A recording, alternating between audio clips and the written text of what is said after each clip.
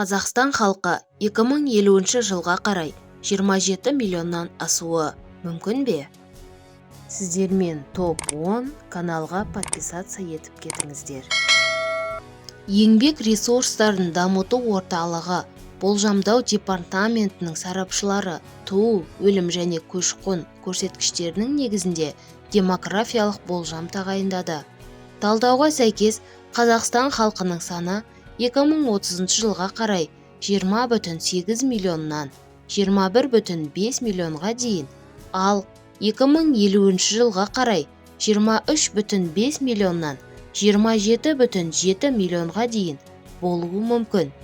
Бұл ретте, егер өлу мен туу көрсеткіштері 2021 жылғы деңгейде, ал сыртқы және өңір аралық көші-қон 2017-2021 жылдардағы орташа мәнде сақталса, Қазақстан халқының саны 2030 жылға қарай 20 миллион 958 мың адамға, ал 2050 жылға қарай 27 миллион 192 мың адамға жетеді деп атап өтті Ердо болжау департаментінің директоры Дмитрий Шумеков.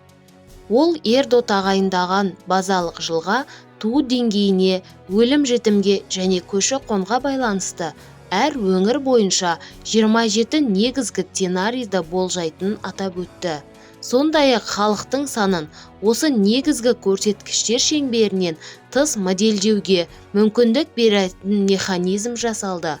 Мысалы, туу көрсеткішін жоғарылату немесе өлімді белгілі бір пайызға төмендету. Оның мәліметінше, 2030 жылға қарай орталық сценарий бойынша халық саны Нұр-Сұлтан қаласында 420 мыңға, немесе 33 пайызға 1,7 миллион адамға дейін, Алматы қаласында 414 мың адамға, немесе 20 пайызға 2 миллион 466 мың адамға дейін, Шымкент қаласында 369 мың адамға, немесе 32 пайызға 1,5 миллион адамға дейін өседі.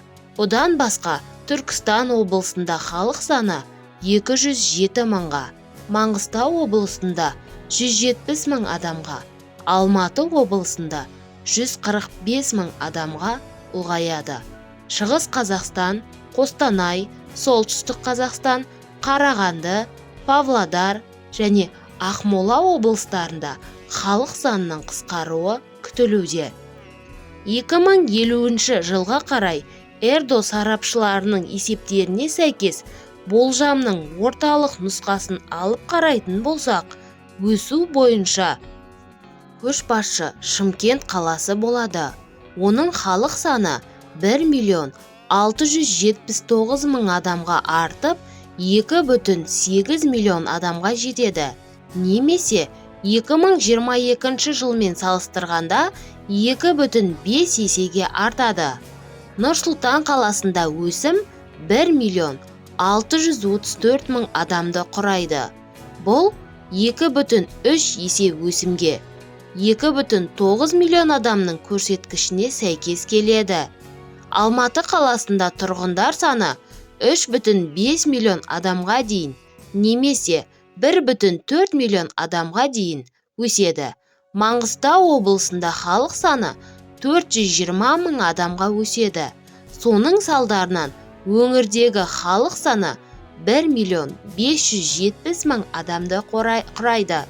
Біздің болжамымыз Біріккен ұлттар ұйымының экономикалық және әлеуметтік мәселелер жөніндегі департаментінің жаңа демографиялық болжамы ұқсас және сценарийге байланысты халық санының 2030 жылға қарай 20,8 миллионнан 21,5 миллион адамға дейін, ал 2050 жылға қарай 23,5 миллионнан 27,7 миллионға дейін өсуін болжайды деп бөлісті Дмитрий Шумеков. Келесі 9 миллиардтық межеге 2037 жылға, ал 10 миллиардтық межеге 2058 жылға қарай жетеді деп күтілуде. Бірақ бұл ретте 2019 жылғы болжамда 2022 жылға күтілетін көрсеткіш 7 миллиард 954 миллион адамды құрады. YouTube арқылы ақша тапқыңыз келсе, комментарияға табыс деп жаза кетіңіз.